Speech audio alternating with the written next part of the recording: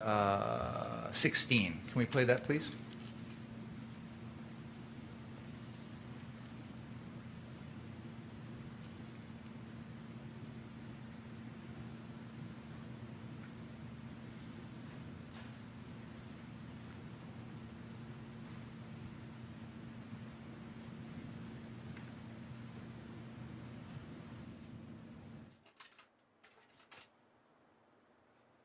What are you doing out here? Obviously you're armed and you're in front of this business we saw burning last night, so what's up? So people are getting injured and our job is to protect this business, and part of my job is to also help people. If there's somebody hurt, I'm running into harm's way.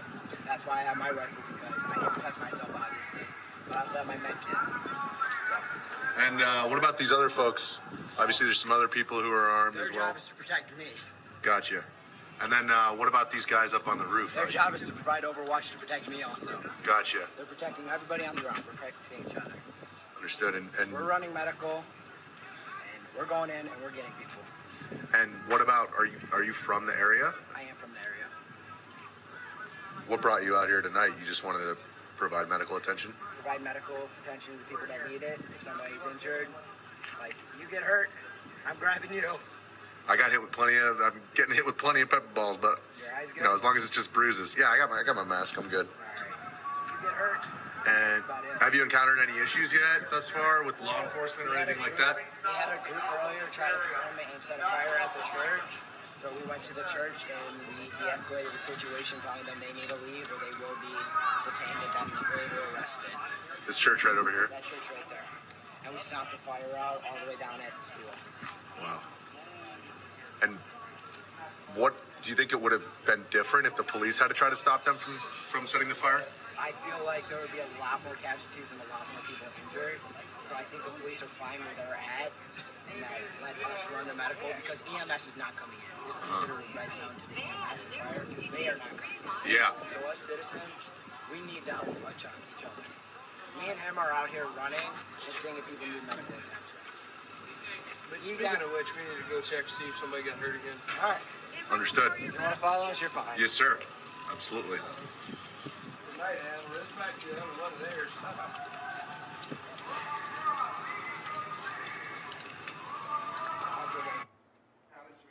You are, at this point in the video, walking south along Sheridan behind the defendant and Ryan Balch. Is that right? Correct. At that moment, given what you've told us about why you were out there and the coverage you've done with other events around the country, why did you decide at that moment to follow them? Well, during the interview, he mentioned, what his mission was there, and it seemed to me that they were proceeding to, try to do what he was talking about, and I wanted to record it. Can we please play exhibit number 17?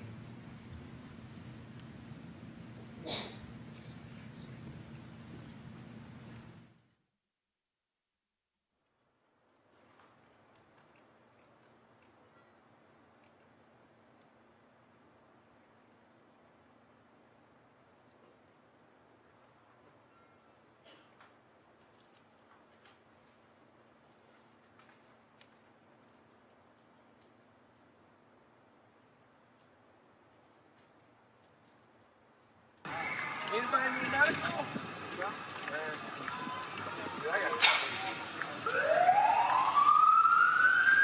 So you guys are kind of like medics who are packing. Yeah, right? basically. Well, he's an EMT, and Gotcha. I'm just kind of protecting his ass. Oh, so you're a certified EMT? Yeah. Gotcha. And do you work as an EMT normally? I just got the thing, and I'm a lifeguard normally. I got my ALS and I got my... Gotcha. The defendant tells you that he is an EMT. Is that right? Yes. Did he say anything else to you? It's a little hard to hear in the video as to what his qualifications were. I believe he mentioned something about lifeguard certification. In your experience at the various events that you've covered, similar to what was going on in Kenosha, Seattle, Portland, etc., have you seen other individuals who proclaim themselves to be medics or EMTs who are armed with AR-15s? I don't recall any people who, I saw a lot of people who were medics, some of whom were armed, but not with an AR-15 that I recall. When you saw these other medics who were armed, what sort of things had they armed themselves with? I just recall specifically in Seattle, a medic armed with a handgun.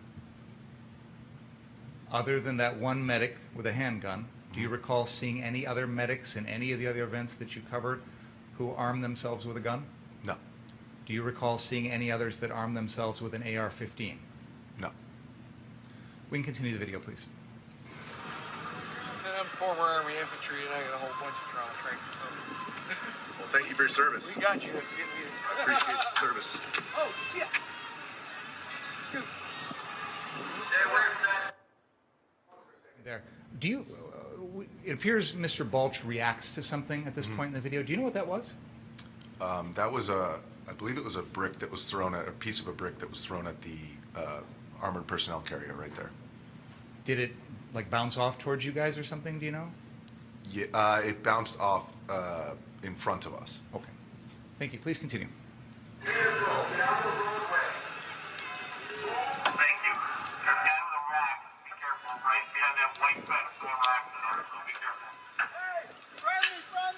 Medic coming through! Medical! Medic coming through! Medic coming through! Does anybody need medical?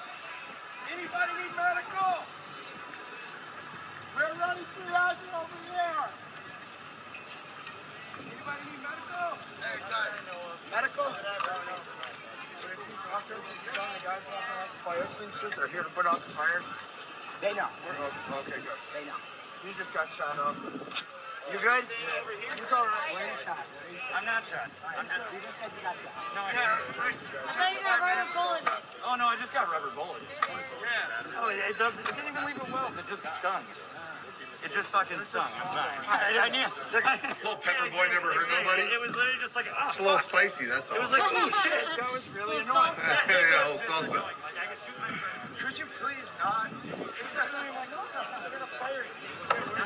Does anybody need medical? Does anybody need medical? I think someone's got some medical weed, I'll tell you that. Does anybody need medical? Medical!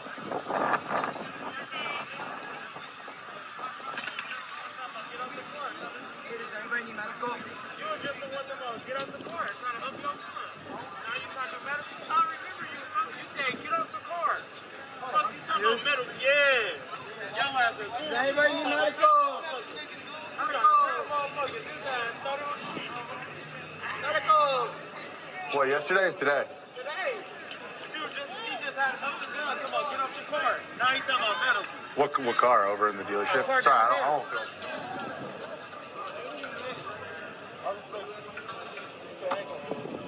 Hey, if you wanna, that's cool. No, I'm not gonna do it without you.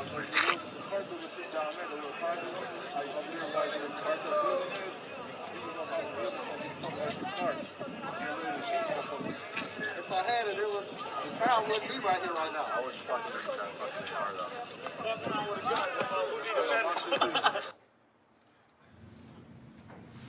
First of all, Mr. McGinnis, the video we just watched was. Let's take a break at this point. Please don't talk about the case. Read, watch, or listen to any account of the trial. 15 minutes.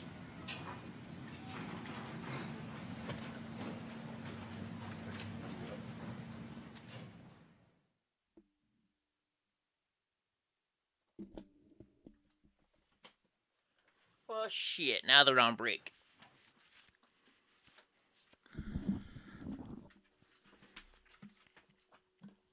I don't know. What do you guys want to do? You guys want to join the chat, maybe? They got a chat down here. We can talk to. Let's see. Am I allowed to chat yet? Oh yeah, now I'm allowed to chat. Wait. Well, no shit, Sherlock. They made me subscribe to the channel to chat, and now it says if you chat, people are gonna let you know, or they're gonna let people know that you're subscribed to the channel. Well, no shit, dumbass.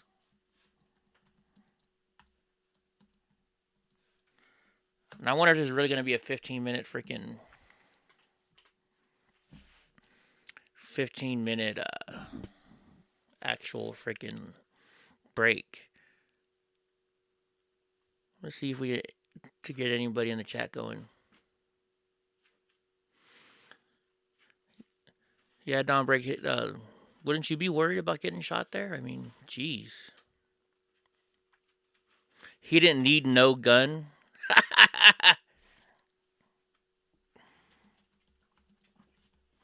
Hold on.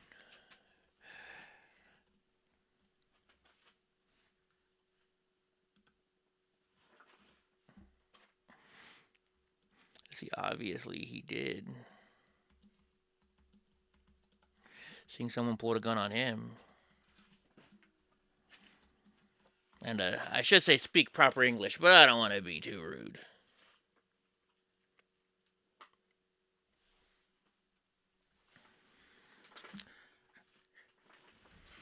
I mean, come on.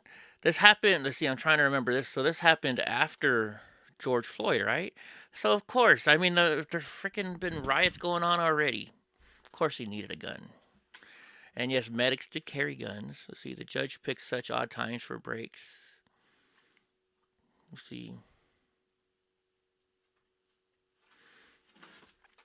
You can't be a certified EMT if you... actually, you can, especially if you're working as a lifeguard. If you're a lifeguard, you have to go through that kind of training, right? You can't be a lifeguard and not know how to save a life.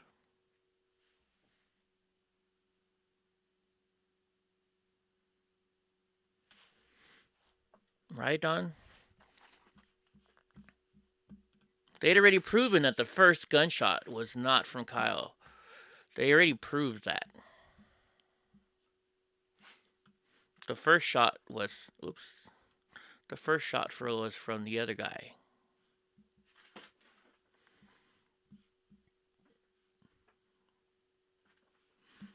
Go back over here. Let's see.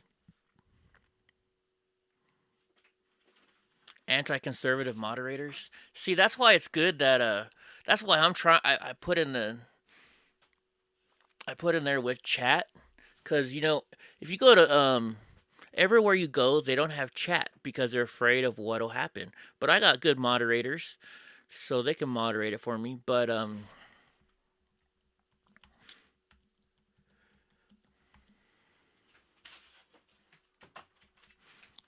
conservative chat. There we go. I'll put in there, come to my channel for conservative chat while watching.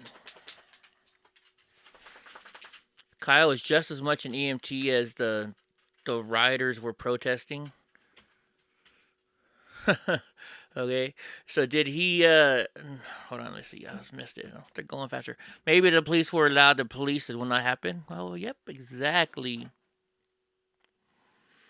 Let's see, Addie, thanks for the, okay, let's see. I'm against the death penalty, but Kyle should get it for killing 2 of my comrades. Oh my gosh. Freaking liberals. Look at the insane comments here. Kyle's a hero. There should be a statue. Let's see. Yeah, Kyle's a hero.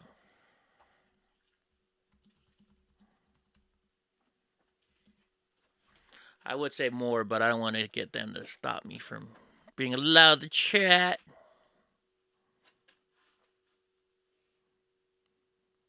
Right, Smoking Jaguar. He's still got, let's see.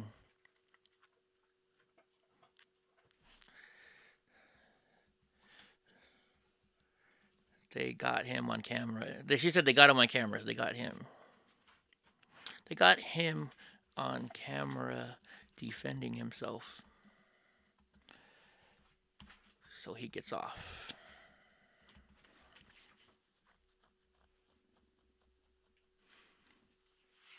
Man, it's cold. I gotta go turn my heater up.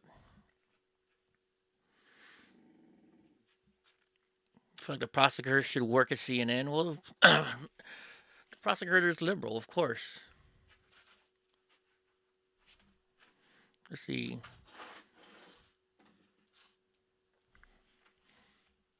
But lifeguards. need to know. Oh my gosh, why is my brain freezing right now? Lifeguards need to know. What do you call it? Why is my brain freezing? What do lifeguards need to know? I'll say how to save a life. Oh my gosh, freaking Jeez, excuse me. It is cold. Let's see. What was I gonna say? These fucking liberals are crazy, man. Every time I say how they gotta know how to save a life. What's up, Mr. Nice Guy? Durham made arrest. CPR, thank you. Who's Durham? Durham made an arrest. Who is that? You gotta tell me. I just barely woke up. I got a phone call and I had to take it, so. This Norge keeps posting the same thing. He killed somebody on camera. That's why he's going to jail. She just copy and pasted her shit. Life-saving techniques. Yeah, that'd be good.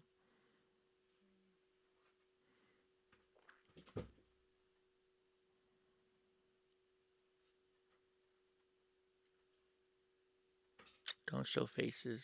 Somebody's way behind. Kyle's guilty of murder. No, he's not.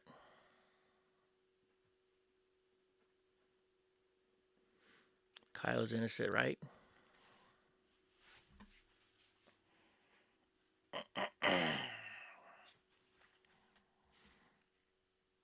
Let's see. Kyle is definitely innocent. Innocent.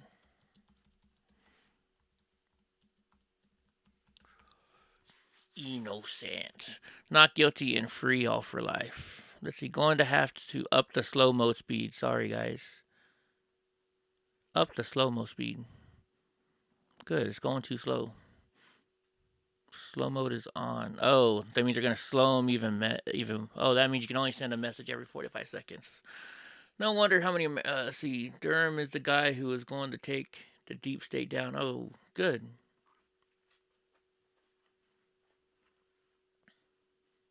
Oh, I know, right? Think about it. So most of these people are probably just kids, freaking. Most of them are just kids, and this is the kind of shit they believe.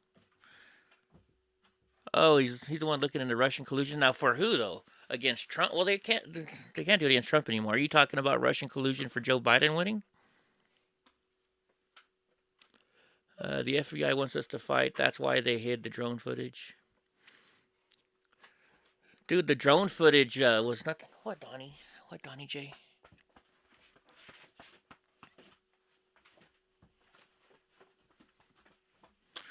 Free Kyle into the prison yard. Oh my gosh. Dude, there's like, how many people are in this chat room? Does it say? There's 333, there's 3,000 people watching this one. And they're probably all watching it because of the fact that you can chat in this one. It took me a while to find one that had chat. Because I was sitting there, I was going to just have fun chatting with them. And I was like, you know what, I should live stream this once too. You know? Get more people to find EddieBlockFilms. That way they can watch our live conservative news channel. Where we have conservative news Monday through Friday at 6 p.m. Pacific. I know, I'm throwing out an ad. Why would Durham be looking into Russia collusion when it's already been proven false? It's been proven false against Donald Trump. But who knows about... I think there may have been Russian collusion elsewhere. If you know what I mean, Jelly Bean. Try this. No, but I don't want to mess with that. I'm trying to move this screen around now.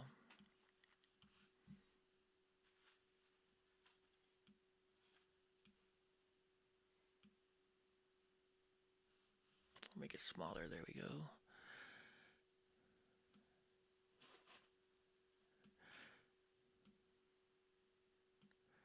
Dang it, there's nowhere to grab on the screen to move it around anymore.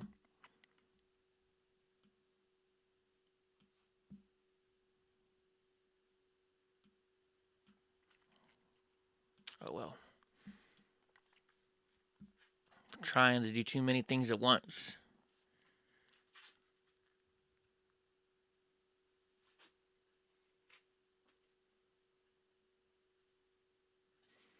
I know that fuck around and find out my FAFO video. Mine or Mr. Nice Guys. Kyle was underage. What does that have to do? What does that have to do with it? That just shows you how intelligent he is because of his age, being able to do what he did.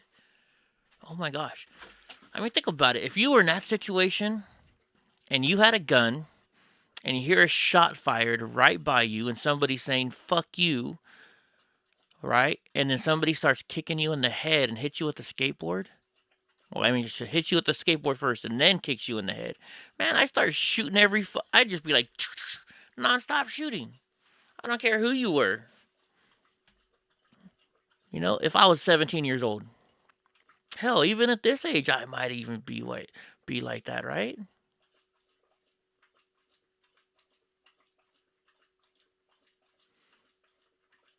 FBI arrests Igor Derchenko, analyst who contributed to the Steele dossier, huh? Interesting.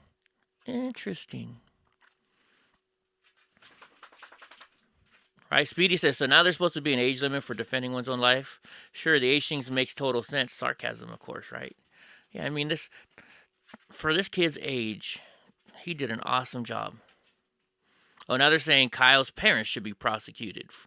Oh my gosh. Hold on. Kyle's parents should be given an award for having brought up a smart intelligent. Probably bring up an intelligent young man. Intelligent young man.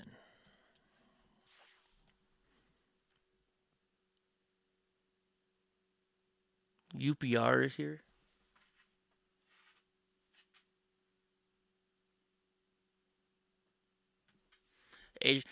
You know, if you're on a public street, you can record them. So the one investigator guy, what's up, Ultimate? The one the guy that's actually right now is the current guy on stand. He said he has to ask permission if they're under 18. That's only depending on who you work for. If you're under 18 and you're in a public place, you can be filmed because you're out in public. It's just questionable if you do it or not. What's up, James? You know? So, you know.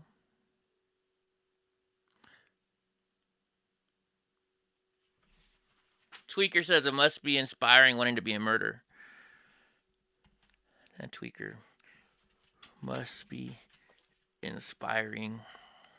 Oh my gosh, I had it in my head, now it went away.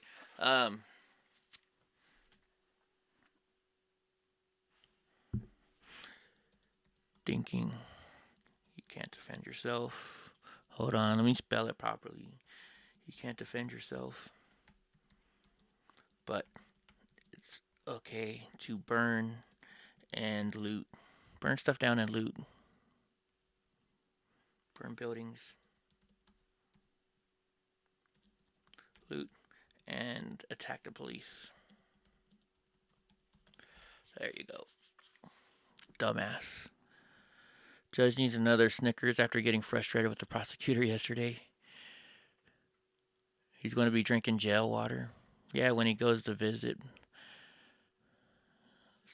Kyle kept his cool and acted more mature than the entirety of Citizen Right.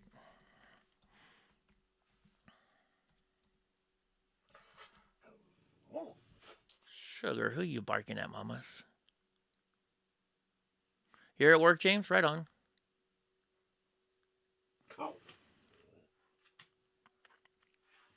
Yeah, interviewing is a different thing. You shouldn't really interview kids without parents' permission, but at the same time, I mean, you still can. Unless you're talking about interviewing as like a police officer interviewing. Yeah, if you're just a reporter, then yeah.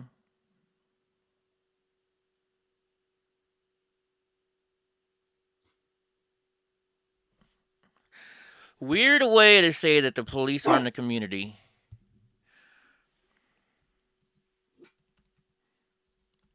At Tweaker Speaker, your name fits you.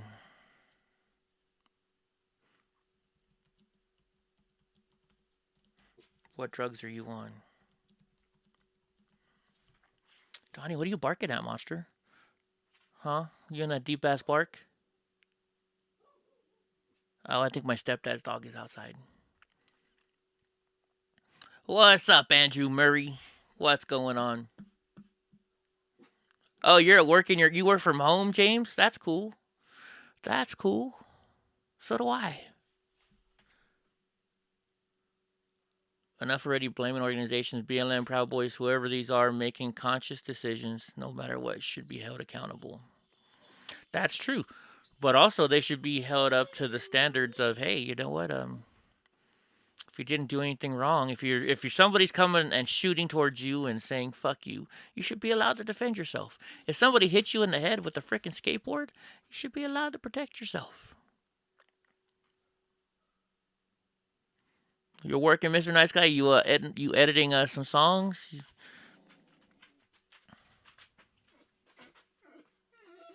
Donnie, hold on, Bubba.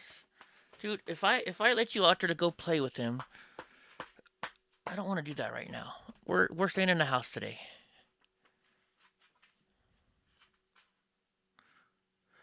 Channel 7 says, to all of those who think Kyle's guilty, wait till a crowd of known violent rioters chases you down. Oh, wait, the right side don't burn, loot, and mooter. Why am I not... I'm not going to let you out, Donnie. No, I don't have shoes on, and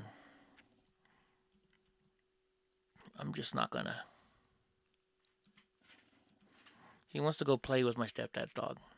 The problem is, I gotta walk him over there.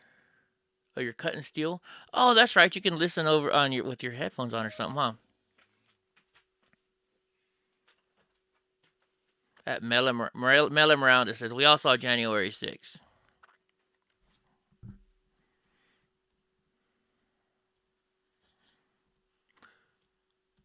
Wait, so conservatives finally get sick of everything, or finally up one time, and you say and they are terrorists, but BLM and Antifa do it every day. And it's okay. There you go. There we go. Let's see. You seen a white woman get shot by Antifa? BLM trying to protect her store? By Antifa's... Wait. I know, exactly. Where's her... What about when that... Remember that guy was trying to protect the store? And he was trying to protect his store and they shot him?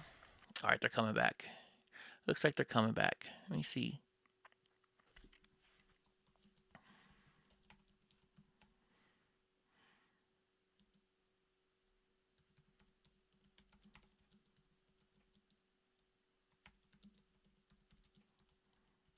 Let me send some people over here.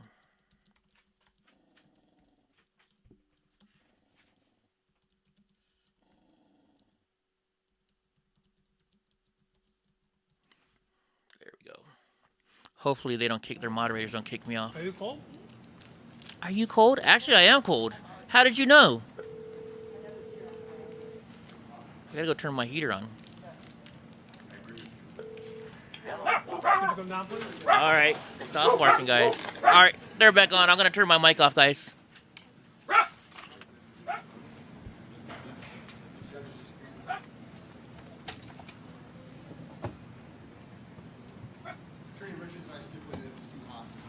Oh, are you?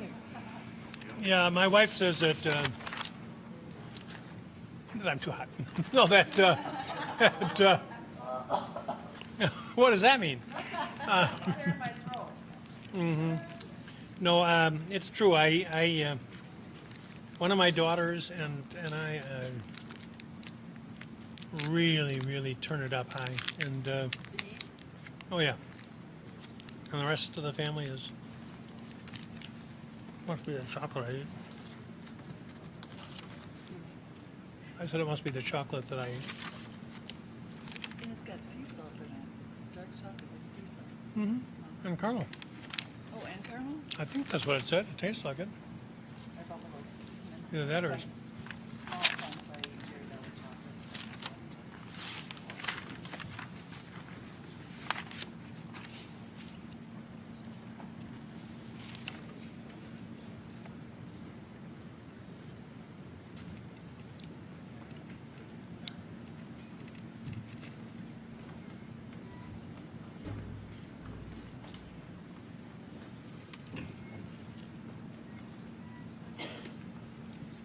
If it's always been titled in his wife's name.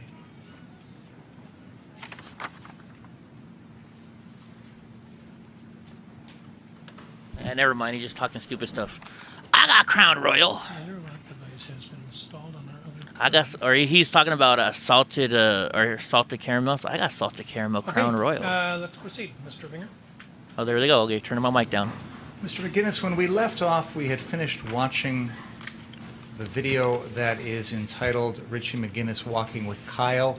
It is the one in which you followed him south along Sheridan. And at some point in the video, the defendant encounters a group of individuals. The most noteworthy of one is wearing bright yellow pants. Mm-hmm. Do you recall that? I do, yeah. And there's some interaction between the defendant and that individual, and then the defendant walks across Sheridan Road, but you stayed. Yes. Why was that? Well, Kyle had told me my goal going into these protest zones is to tell the full picture, or our goal. And after interviewing Kyle, or Mr. Rittenhouse, it was clear, what he thought his mission was there. But these individuals seemed to think differently. And so I wanted to hear what their opinion was on the matter, because that would be part of providing the complete picture. And the individual in the yellow pants accused the defendant of pointing his AR-15 at that individual. Is that fair to say? I believe he said, yes, something along the lines of, you were waving the gun, you think you're in a movie. When you approached those individuals to speak with them, you took your, was it your phone that you were recording with? Yes. You took your phone and you stopped recording. You pointed it to the ground, and then after a while it stopped. Yeah. We've established you're a video director for your website. Capturing video is one of the things you do. Why did you stop recording that interaction? There were 4 individuals there, and you can see in the video one of them had large rocks in his hands. And, it's a public street, so generally speaking, but just from the perspective of an ethical perspective as a journalist or somebody providing content, you generally want to get the permission of people if you want to conduct a proper interview. When I walked up to them, one of the individuals who had these bricks in his hands stepped out on me like he was going to, smash my head. So I put my phone down and I told them, I'm not going to record. I just want to know why you guys are mad. Did you ever ask any of them for permission to record them? I did. So based on this guy's actions, they didn't want to be recorded. So I actually I was more concerned with why they were mad than actually getting it on video, just from the perspective of gathering information. As someone who works in journalism and takes video, gathering information without having a record of it doesn't do much good, though, does it? It can, because it does do good, because you can, from that information, then ascertain other individuals to talk to, and also I think there's an aspect of gaining somebody's trust before you conduct an interview. So a lot of times it's helpful to speak with people about why you're there, why you want to interview them, and then maybe try to restart and say, hey, now that we're on the same level, can I do this interview? So the question I asked you right before that last one was, did you ask any of those individuals for permission to record them? And I don't believe you answered that question, but I'm assuming the answer is no, based on what you've told us. I actually mentioned that I was going to stop I stopped my phone and I said, listen guys, I'm not recording this. I just want to know what the deal is. Why are you guys mad? Okay. So it was clear to me that there was no permission to be granted because the guy had bricks in his hands and he wanted to. And again, I don't mean to be overly formal, Mr. McGinnis, but the question is, did you ask them for permission? I did not. Understood. And obviously, they never verbally gave you permission, correct? They never said anything like, hey, go ahead, you can record us. Nothing like that. No, they did not. You took their reaction to you, this physical movement, as a sign that you shouldn't be recording them. Is that fair to say? That is fair to say, yes. You mentioned that one of the individuals had some things in his hand. I think at one point you said rocks, and another one I think you said bricks. Well, it was like I guess bricks wouldn't be the right word either because they're like gray. So I guess generally a brick would be like red. There were like pieces of gray stones that you would use to build a building. How many of these individuals did you speak with that are all in a row there? Do you remember? I talked to all of them. But how many were there total? There were 4. Okay. And one you said had a couple of rocks or stone in his hand? Yeah, one had like one in each hand, and then another one had like a stone in one hand, and then it was like a strap, leather strap, something like that. That seemed to be, I couldn't tell if it was attached because it was in his hand. And I believe, yeah, those are the only guys who had rocks in their hands. There were 2 of them. Okay. Other than what you've just described, did you see any other weapons of any kind on any of those 4 people? At the time, I did not, but in hindsight, I believe that one of them was armed with a handgun. With a handgun? Yes. Okay. The person who was wearing yellow pants did not have any sort of weapon, correct? No. Okay. Not that I could see. So just so we're clear, at that moment when you were dealing with those 4 individuals, you perceived 2 of them to have rocks in their hands. And that was the extent of any sort of weapon that any of them had that you saw at that time. That I saw, yes. But in these kind of situations, it's never really clear who's armed and who's not. I was still unsure of my safety in that situation. Were you armed? No. Can you help us understand what it was about these 4 individuals who, by the way, all 4 of them are black, correct? Mm-hmm. Correct. What was it about these 4 individuals, 2 of whom had rocks in their hands, that made you concerned about your safety? Well, the way that the one stepped out on me, it was like he was presenting the rocks as if he was ready to smash my head. And he stepped out in my direction, at which point I kind of took one step back. And in those kind of situations, I'm just trying to keep my distance to ensure that, if he's going to advance closer, then I'm going to take that many steps backwards to keep our distance. Yeah. Do you have any idea why this individual stepped forward towards you in such an aggressive manner? It was because of my phone. Because I believe that it was because he perceived me to be recording him, and he didn't want to be recorded. Once you stopped recording, did his demeanor change? I put my phone down, and then I told him I'm not recording, I just want to know what happened, and his demeanor did not change. And he still had the rocks in his hands, as if he was ready to hit me. And so then I said, hey guys, let's take a step back here for a second. Does anyone want to, I generally carry like cigarettes and White Claws to diffuse these kind of situations. It's like a tactic, people are always really angry in these areas, and that's a good way to, I guess, break the ice. So in your experience in these types of crowds, you have experienced anger, threatening behavior, that sort of thing before. Is that fair to say? Yes. Definitely. And one of the ways you've learned to diffuse the situation is to offer individuals something like cigarettes. Anything, yeah, cigarette or White Claw. That's generally. White Claw is a hard seltzer, an alcoholic beverage in a can. And I actually I had 2 in my gas mask bag, and I just said, does anyone want a White Claw? And it's like, people generally think it's kind of funny and oftentimes take me up. And it's a good tactic to kind of, because the goal here is to elicit their truth, what they think is the reality in this situation. And so my goal is to basically make them feel comfortable telling me what they think the truth is, and that's one tactic to achieve that. So when you offered these guys a White Claw, did they take you up on it? One of them did, yeah, the guy who was squatting down in the image. So you handed him the White Claw? So yeah, I said, do any of you want a White Claw? I had my hands up, and I said, I'm going to reach, and actually the guy who was squatting down, he started to stand up. He said, I'll take one. And I pulled it out, and I used to bartend, so I cracked it for him and then handed it to him. So you gave them a total of one? One, yes. This individual you described with the rocks who stepped forward to you, can you demonstrate for us the manner in which he was holding those rocks? Because you made it sound like he was about to hit you with them or something. Yeah, it was, so. I mean, he was like holding it, as if like he was ready to fight, but with rocks. So, he was kind of in an athletic position, and he stepped out in front of the other guys towards me like that. And how close did he get to you? Probably 8 feet.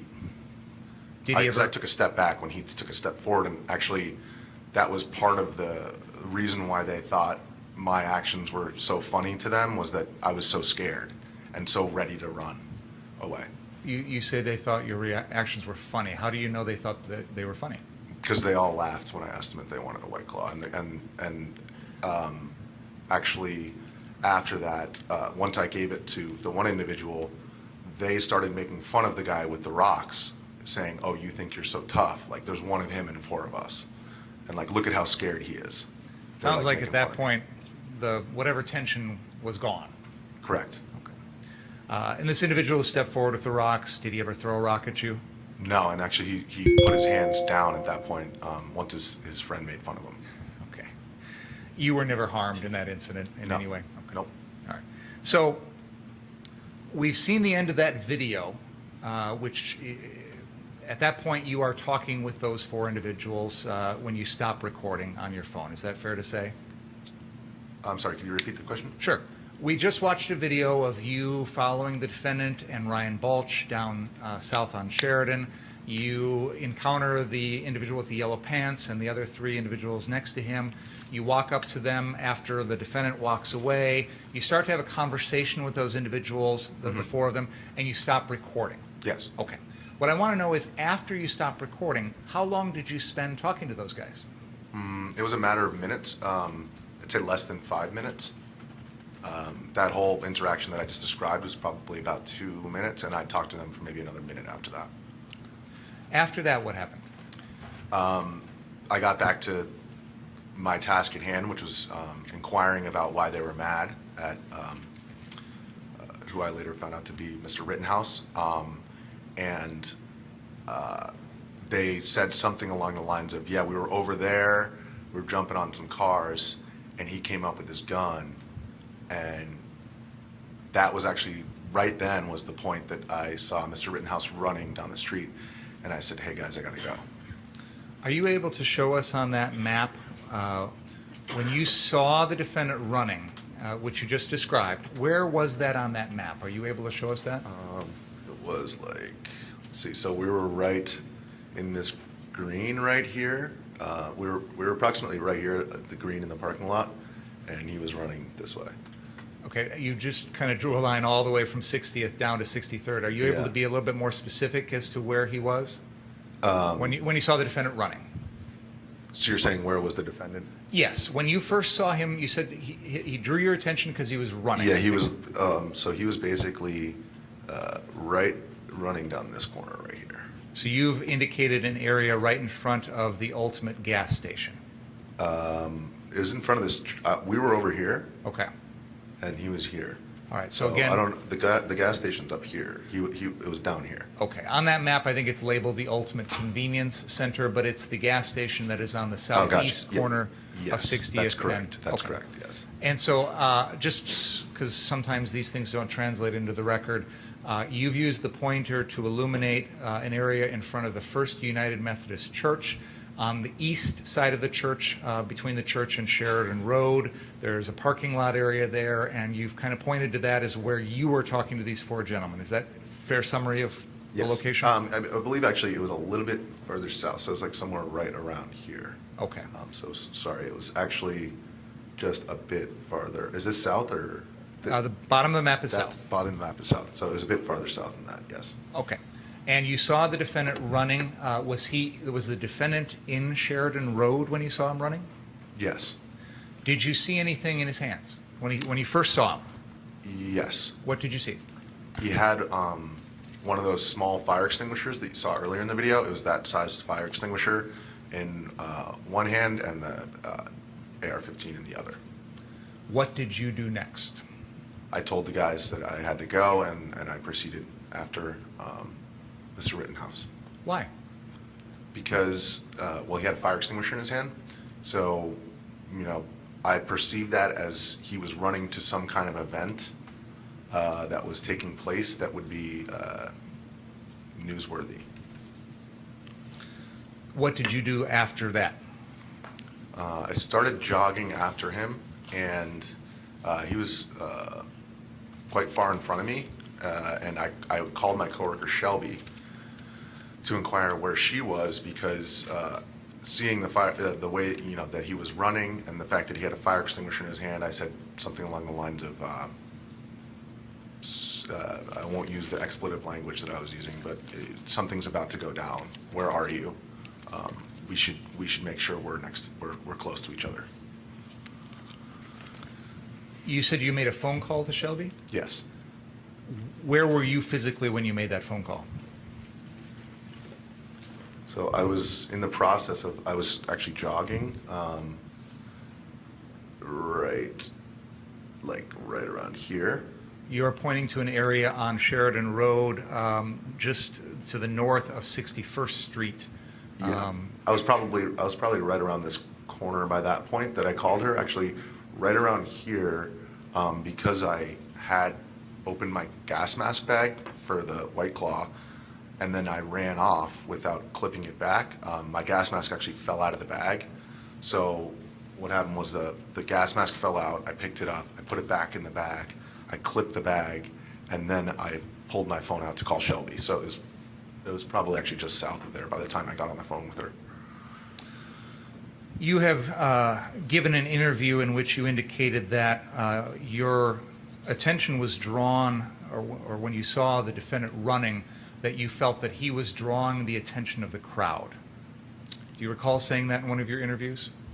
Yeah, I think in that interview, I was referring, which interview are you referring to? I think it's the one that you gave to Tucker Carlson, actually, but I'm not.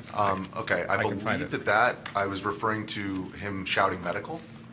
And I did notice that when he was running, there were a lot of people looking in that direction. There were like, in this area, this parking lot here, there were like dozens, if not hundreds, of protesters or rioters or whatever you want to call them, right in here. And so when he was running, it was like kind of people directed their attention that way, for sure. You also said that you felt that this was going to be a hairy situation. You also characterized it as a dangerous situation. Do you recall that? Yes. The combination of the fire extinguisher and the fact that he was running indicated to me that something was about to happen. Potentially, if there's a fire involved. That's why I wanted to get a hold of Shelby and find out where she was. Did you also feel that the defendant running with an AR-15 through this type of crowd could cause a problem? In my mind, in that moment, I couldn't think of a situation that would necessitate somebody running through a public street with one of their hands occupied by a fire extinguisher and the other one occupied by a weapon, kind of serving dual roles there. It seemed to me, it's not the way that I was taught to handle a weapon in a public place. Did it seem a contradiction to you to have a weapon in one hand and a fire extinguisher in the other? I wouldn't say contradiction. I would say that, you know, all these, like in these protest zones, there's like, everybody's kind of serving a role. So there were like those punk rockers that we saw, the skateboarder dudes. They were clearly like kind of a fire brigade type because they all had fire extinguishers.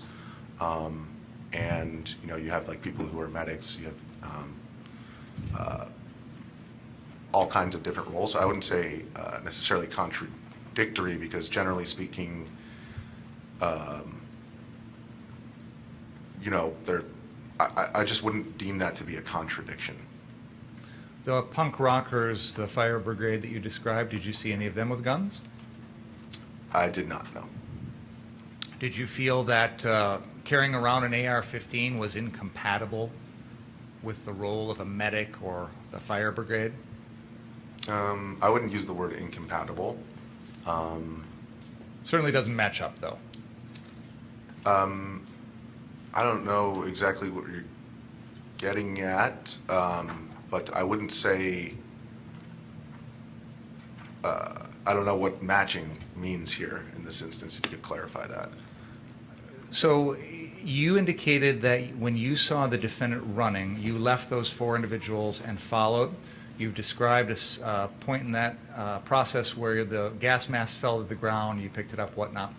Did there come a time when you were following the defendant when he was no longer running? Right about, I was on the phone with Shelby at the time, and right about when he slowed down,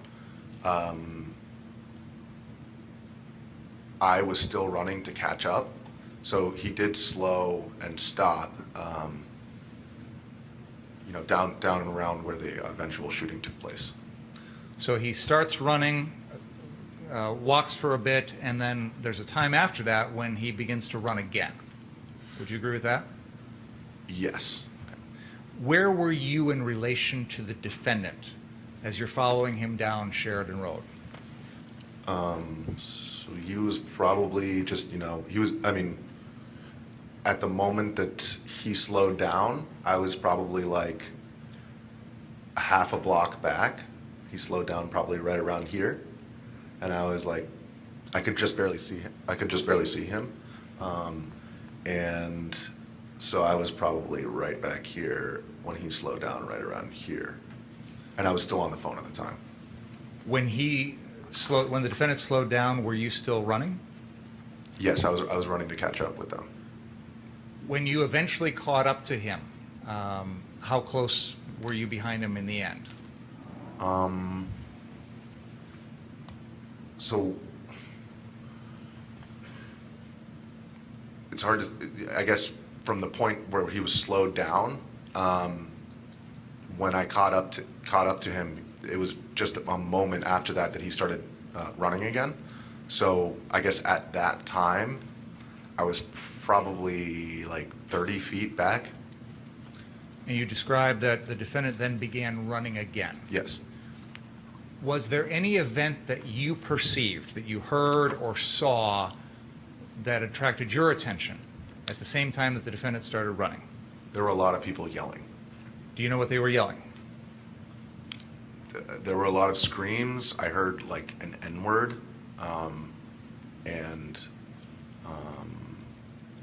you can hear in the video the friendly, but it was mostly just yelling. I didn't hear really anything decipherable. We've heard some references to that friendly. Now, I know it's hard, Mr. McGinnis. I'm going to try and ask you to put yourself back in the mindset of that evening. I assume since that evening, obviously you said you've given a lot of interviews, correct? I gave as many interviews as I felt necessary to inform the public of what I saw. And I wasn't trying to make it exaggerate or anything like that, but No, that's fine. you've given some interviews. There have been a lot of videos out there on the internet. I assume you've watched some of those. Is that fair to say? Yes. Okay.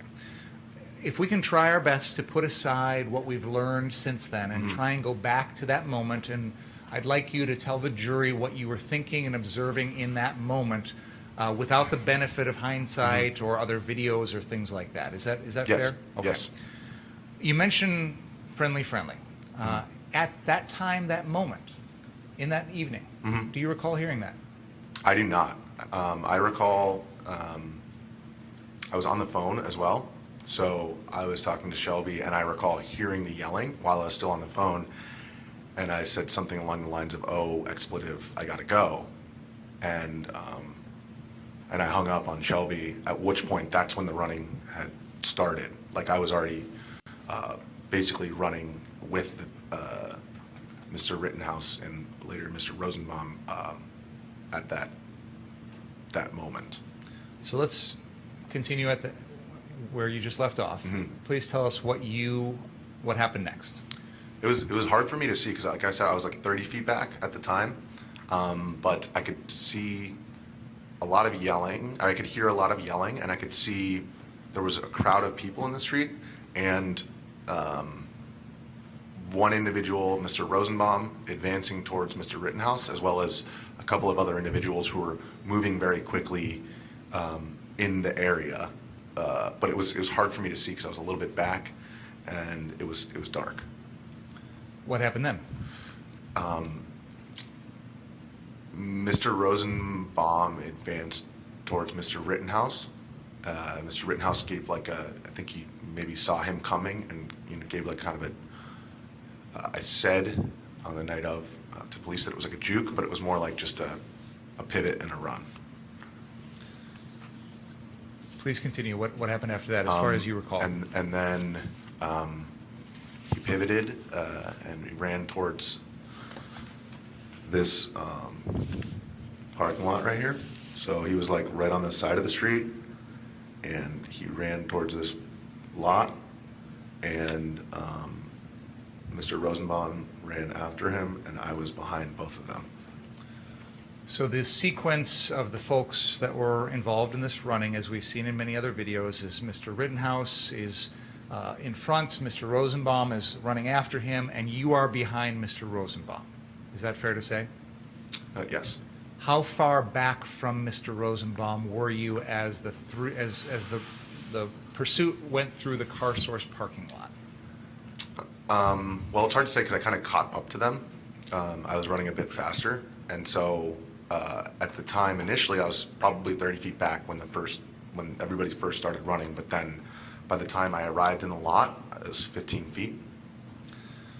And you continued to be behind Mr. Rosenbaum at the time that the defendant shot and killed him, correct? I did alter my trajectory a little bit when I saw Mr. Rittenhouse turn around and saw Mr. Rosenbaum lunging for the front portion of the rifle. Okay. Let me stop you there for a second. First of all, we know now that individual who was shot and killed by the defendant was Joseph Rosenbaum. Mm-hmm. At the moment this was all going on that night, did you have any idea who that person was? No clue. Had you ever heard the name Joseph Rosenbaum before? I'd never even seen that individual. Up until these events, you had not seen that individual at any time? No, I had not. Okay. I saw videos after the fact of where he was, but I actually wasn't at that location, that gas station at that time. And again, I want to hear what you saw and what you know, and not Gotcha. other stuff. In the videos of this incident, you appear to be holding up your cell phone. Yes. Is that fair to say? Correct. Tell us about that. So I got off the phone with Shelby, and I wasn't sure what was going to happen. So I attempted to record on my phone, and I thought that I was recording at the time.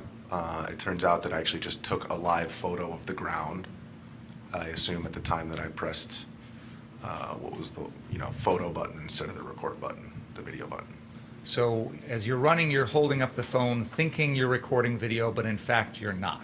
Is that fair to say? Yes, the video did not start until, and I've turned all of this over, I'm sure you've reviewed it. Sure. But it did not start until just as I was arriving over Mr. Rosenbaum after he had been shot. So I don't know what happened in that period of time. I wasn't even looking at my phone. Usually when I'm recording, I'm constantly looking at what the video is recording to make sure that, everything's in the frame and whatever. But at that time, obviously I was fixated on the situation in front of me rather than my phone, so I didn't realize that it wasn't recording. And I don't know what happened or why it started later. What was it about the situation in front of you? You said you were fixated on it. What was it about the situation in front of you that focused your attention? Well, there were we were running very quickly, number one. So I was just by virtue of the fact that I was running, I was focused on that. But also, I knew, having seen Mr. Rittenhouse earlier and just using my eyes at that time, that he was armed. And also, there was a bag that was thrown by Mr. Rosenbaum, and so clearly there was, like, you know, something about to happen. So I was paying attention to that. Did you ever see a weapon on Mr. Rosenbaum? I did not. Never saw a gun on Mr. Rosenbaum? I did not. Never saw him have a knife? Nope. Never saw him have a club or a bat or a chain or anything like that? I just saw the bag that was thrown. That was it. As the chase is occurring in the Car Source parking lot, did you hear, and again, I want you to go back to that moment. Yes. We've seen other videos, we've heard other videos, so we have hindsight. But in that moment, as you are following the chase behind Mr. Rosenbaum, behind Mr. Rittenhouse, did you hear Mr. Rosenbaum say anything? There was a FU. And at the time, in that instance, you know, my recollection of it the night of, it was really hard for me to decipher, you know, whether that was who yelled that. After seeing the footage, it's very clear to me who yelled it. Okay, And let me after, stop. I don't want to, I want to, in that moment, Yeah. I'm interested in your perceptions of the sounds around you. So I understand there's a lot going on, and you know, it's a scene, but put yourself back in that moment. Do you recall hearing Joseph Rosenbaum say anything? No. Do you hear recall hearing the defendant I mean, say I anything? heard things said, but I don't recall it coming, you know, me perceiving it coming from him, because, like, for example, in that instance, there was a pop, and then when Mr. Rittenhouse turned around, my focus was purely on the barrel of the weapon and where that was going. So I didn't. Okay. In fact, when you were talking to the Kenosha Police Department after this incident, and very shortly thereafter, you were asked if you heard any words exchanged between Mr. Rosenbaum and Mr. Rittenhouse, and you said no. Do you Yeah, I remember mean, saying that? well, that was the phrasing of the question, which is, were there words exchanged? And so that would imply, you know, like some kind of conversation. If they had have asked, did you hear Mr. Rosenbaum yell anything, I might have phrased it differently, because I just didn't focus on that at the time. But the way that, you know, there was nothing exchanged. That I saw. So let's continue. You just mentioned hearing a pop sound. Was that during this chase? That was right before Mr. Rittenhouse turned around during the chase. Yes. Okay. And just to finish that thought up, you're talking about when Mr. Rittenhouse turns around and shoots Joseph Rosenbaum. Correct. Just before that, there was a pop sound. Correct. Again, with the benefit of hindsight. Yes. But let's put that aside. In that moment, as you are running, first of all, did you hear that pop as you were running? I did hear the pop, but given, like, the environment, it's not that uncommon to hear those kind of pops. So at that time, it was not clear to me that it was from a gun or what it was from. In fact, I did tell police that it was my understanding that he turned around because he felt like he was running into a corner, because that area of the parking lot where the shooting actually took place was, like, there's the wall right here, and then there was, like, cars parked, kind of. So it at night of, it appeared to me that he turned around because he had reached a dead end or something like that. Could you please pull up Exhibit 25? Mr. McGinnis, we have, and I think I need to turn on the TVs again.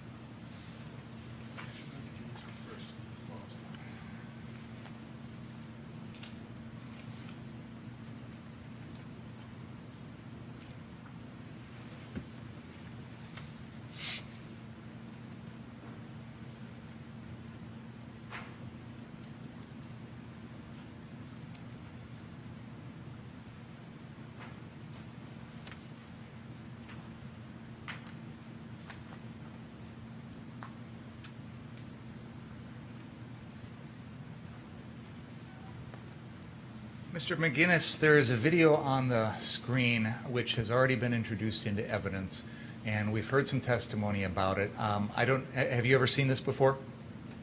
I saw screenshots of this thermal footage. Okay. Was that from yesterday or the day before during the trial? Yeah. Okay. There's been testimony that there is an individual with a circle around them identified as person of interest number 1. That is Joseph Rosenbaum.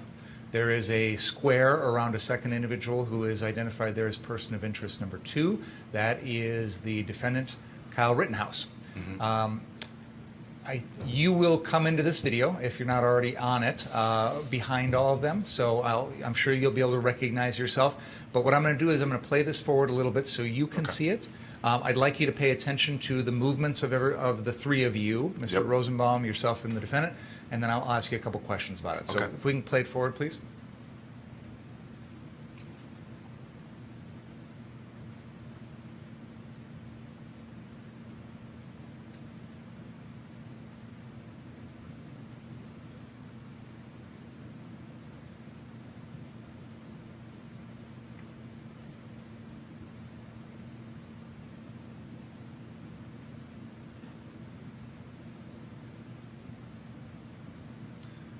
Okay, let's pause it there, please. Were you able to see yourself on that video? Yes. And it shows you, can we back up about 10 seconds, please? Go back a little bit further, please. 10 more seconds. Okay, continue there. Go forward, please. Or play it, rather. Thank you.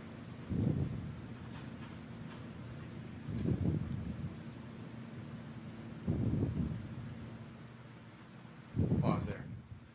I don't know if it's possible, Mr. McGinnis, are you able to see yourself on that video at that very moment? I think I'm one of those two people. Okay. Let me continue forward, and unfortunately It's that hard to laser tell. doesn't I work think on I'm TV. right, like- So oh, gotcha. let's continue forward, and I'll pause in just a little bit here. Yeah, now I can see me. All right, Yeah. pause.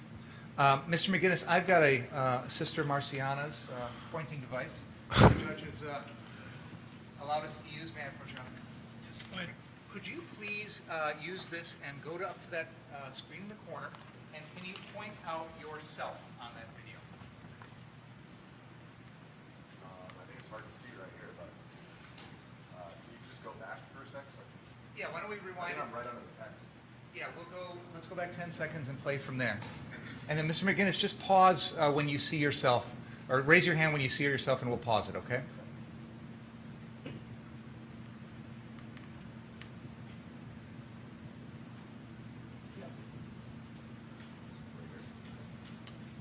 Okay, can you hold it up there one more second, please? I didn't quite see. Okay, so just for the record, you are pointing to an area that is on the screen to the left of a vehicle that has, right or wrong, been referred to as a Duramax. Duramax. Is that a thing, a Duramax? Vehicle. Is it? Yeah. A Duramax vehicle. I know from other videos that this vehicle is parked in a way that the hood of the vehicle is to the lower left, or sorry, lower right of this TV screen facing Sheridan Road. So if you'll accept that representation, then you're pointing to an area that is near the right, or the rear passenger corner of that Duramax. Would that be fair to say? Yeah, I mean, a little bit farther out here, right? Okay. All right, let's continue the video forward, please.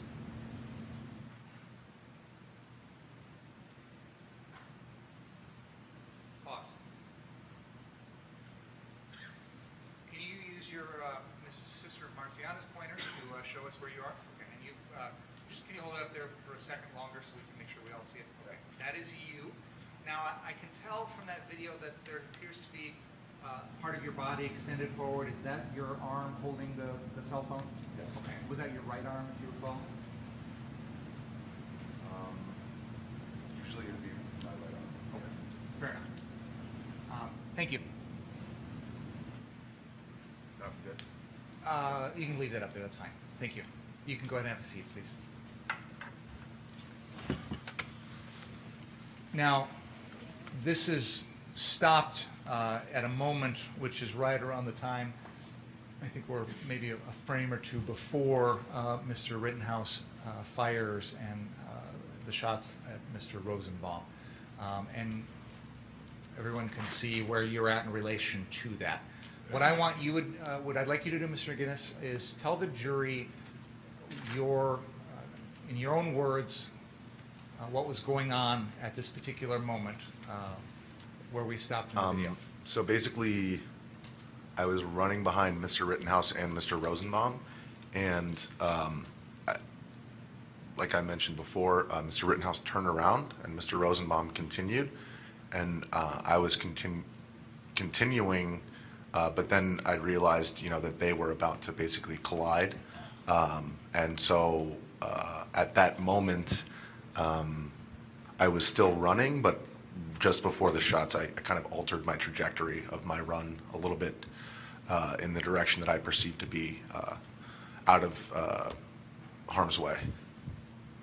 What do you mean harm's way? You were several feet away from them. What was the harm to you? Well, once Mr. Rittenhouse turned around and Mr. Rosenbaum continued, it was a very short, very, very short period of time from when he turned around to when the shots were fired.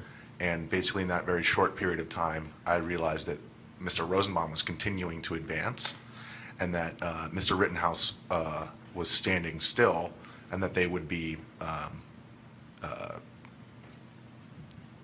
based on Mr. Rosenbaum's, the way that he was running and then eventually lunging towards the front portion of the rifle, it was clear to me that something with the weapon was about to happen, and I didn't want to be on the wrong side of that. When you say something with the weapon was about to happen, what do you mean? Well, it wasn't clear to me whether the weapon would be grabbed or fired or what exactly was going to happen, but it was clear to me that it was a situation where it was likely that something dangerous was going to happen, be it Mr. Rosenbaum grabbing it, Mr. Rittenhouse shooting it. I didn't know, but I knew that my eyes at that moment were, like in this exact moment, were fixated on the barrel of the weapon because I didn't want to end up on the receiving end of that. You said your eyes were focused on the barrel of the weapon. Yes. Where was the barrel of the weapon pointed? At this moment, when he stopped, it was aimed about 45 degrees at the ground. Did the aim of the barrel of the weapon change? It did. And when Mr. Rosenbaum lunged, Mr. Rittenhouse kind of dodged around. And then that's when it was leveled at Mr. Rosenbaum and fired. What was the position of Mr. Rosenbaum's body when the defendant fired at him? Well, there were 4 shots, but it was like in one continuous motion. It was like a lunge towards the front portion, a dodge around, and when he missed, his momentum continued forward. I'm going to stop you for 1 second. Yeah. When he missed, who's he? Mr. Rosenbaum, I'm sorry. Please Yes. continue.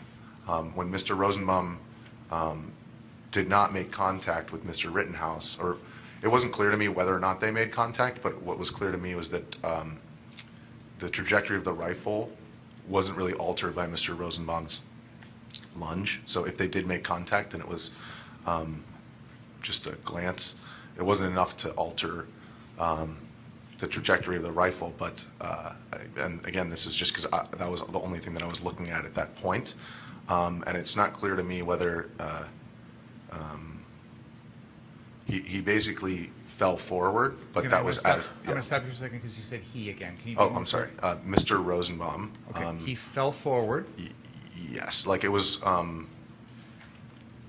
as if, if you were to lunge at somebody, if anybody were to lunge, they'd probably stop themselves, from falling face down on the ground, but the shots were fired in the exact instance that his momentum was going forward, and that continued until Mr. Rosenbaum landed on the ground. When Mr. Rosenbaum landed on the ground after being shot by the defendant, what was Mr. Rosenbaum's body position? He was lying face down. Is it fair to say, if I'm understanding your testimony correctly, that when the defendant shot Mr. Rosenbaum was already falling forward? His moment, I wouldn't say falling, I would say his momentum was definitely going forward. It's not clear, you know, to me whether he would have, I guess, fallen if, you know, the shots hadn't been fired, but certainly his momentum was in the forward direction, and also his hands were out in front of his feet, such that, you know, his center of gravity was beyond where his feet were. You gave an interview in which you characterized this incident as the defendant shooting Mr. Rosenbaum while Mr. Rosenbaum was falling. Do you recall saying that in an interview? There were 4 shots, so I don't recall specifically saying that, but was that the direct quote? Let's put it up on the screen.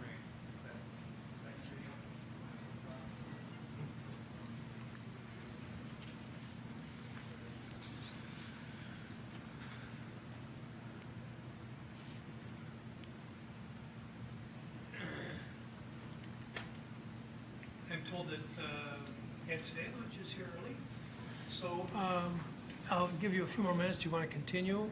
Could we just finish this You little may, piece up you and then may, I'll you may. break? Can we play this starting at the 52-second mark, please? Well, Tucker, I was just about 10 or 12 feet behind them as they ran into the parking lot. And what I saw was Rosenbaum pursuing Rittenhouse, and Rittenhouse turned around. Now, right before he turned around, I'm not sure if this was a reason why he turned around, but there was a gunshot, and that's actually visible on video. It's not clear whether or not that gunshot was fired into the air or towards Rittenhouse, but Rittenhouse did turn around immediately after that. And at that point, he went from running away to aiming his weapon at Rosenbaum, and I was actually directly behind Rosenbaum. So I took 1 or 2 steps to my right as Rosenbaum was lunging for the barrel of the rifle, and he was that close to him. And Rittenhouse actually took the barrel of the rifle and just dodged around. And at that point, as Rosenbaum was falling forward, he fired quickly 4 shots into Rosenbaum. And at that point, I was only about... We just played an excerpt from a video interview that you did with Tucker Carlson on Fox News. Do you recall this interview? Yes. And the date of this interview is August 28th, 2020. Yes. Does that sound about right? Mm-hmm. So that's 3 days after the event occurred. Is that fair to say? I think it was so it happened on a Tuesday, and I believe that was Friday. Sure, 3 days later. Fair to say that on Friday after this incident, your memory of it might be better than it is 14 months later? It's just the same. I'm never going to forget it. Generally speaking, people's memory is better when it's closer in time. You'd agree with that? Yeah.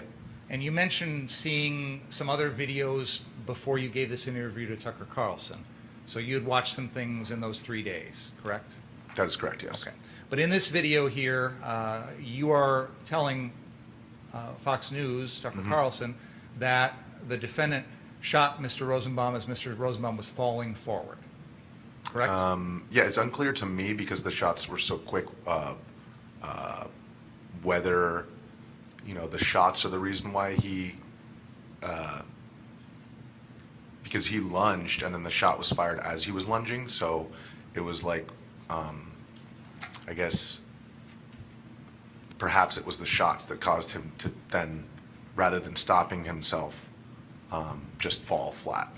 That's not what you just said. Let's play this back about 20 seconds, please.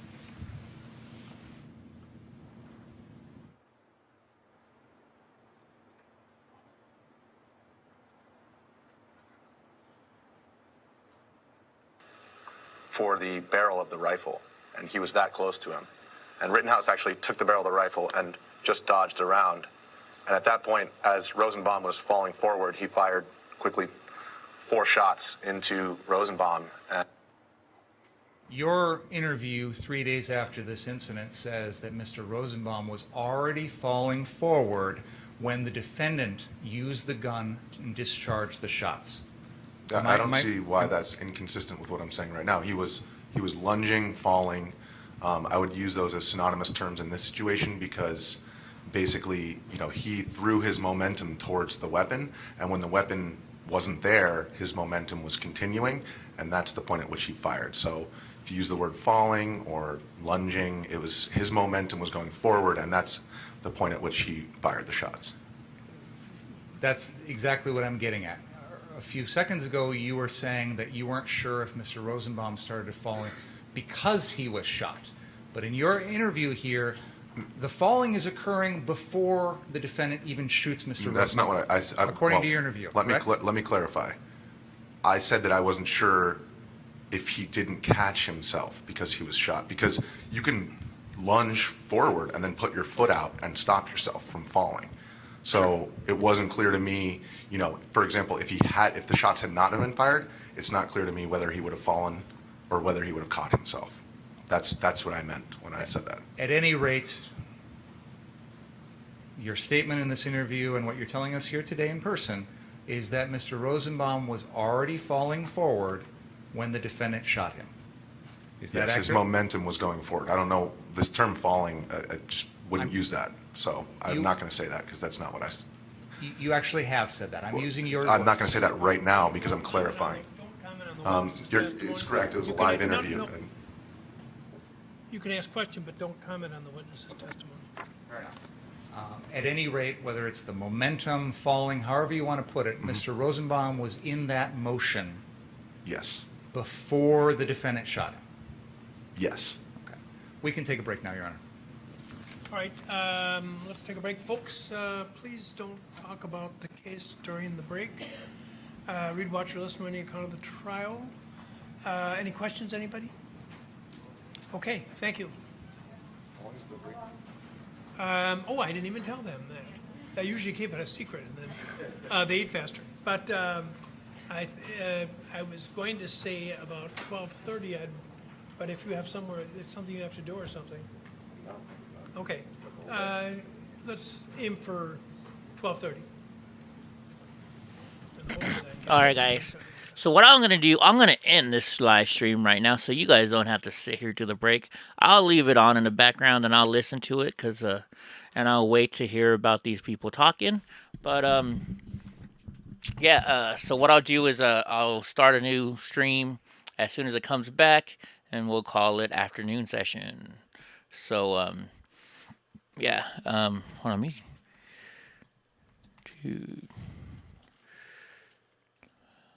Let's see I'm not going to do that. I don't need to do that right now. Anyways, but yeah, so if you guys want to come back, it's going to be in an hour. I mean, why sit here for an hour watching a dead screen or watching the judge sitting in this chair, right? So, anyways, we'll be back. And, let's see, what is David? It's simple. The boy lunged for the gun and fell after he missed and got shot, right? I mean, but the whole problem is the stupid lawyer. The lawyer's being stupid. He keeps asking him question after question, trying to get him to slip, trying to see if he's lying, right? So it's just lawyer tactics. It's a pain in the butt. It sucks. It's boring. It's stupid, but that's how they do it. So anyways, guys, I'm going to end the stream right now. As soon as it starts again, I will bring it right back on.